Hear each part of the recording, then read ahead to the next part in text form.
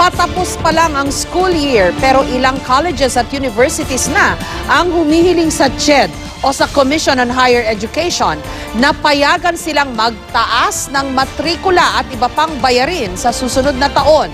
May report si Tina Panganiban Perez. Patapos pa lang ang maraming universidad at kolehiyo ng school year, maraming estudyante na raw ang nagrereklamo.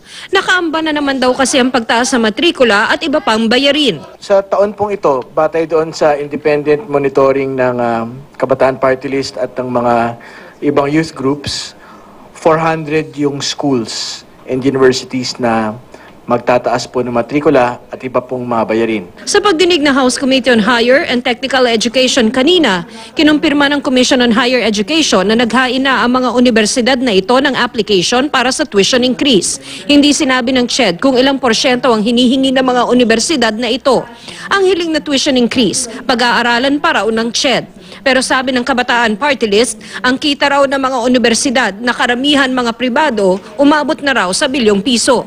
Tumaas din daw ang kabuuang koleksyon ng matrikula sa state universities and colleges ng 55%, ayon daw sa datos mula sa Department of Budget and Management, mula mahigit 5 bilyong piso noong 2010 sa mahigit 8 bilyon naman itong 2015. Ang Pebrero ay panahon daw ng konsultasyon ng mga paaralan kasama na sa planong magtaas ng matrikula. Pero ang sagot ng ilang grupo ng mga kabataan at estudyante, pambansang walkout sa February 24 at March 11.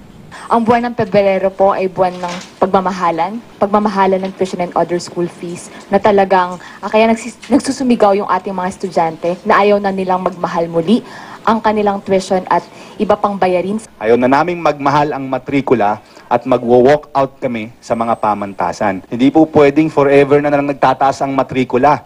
Tina Panganiban Perez, GMA News.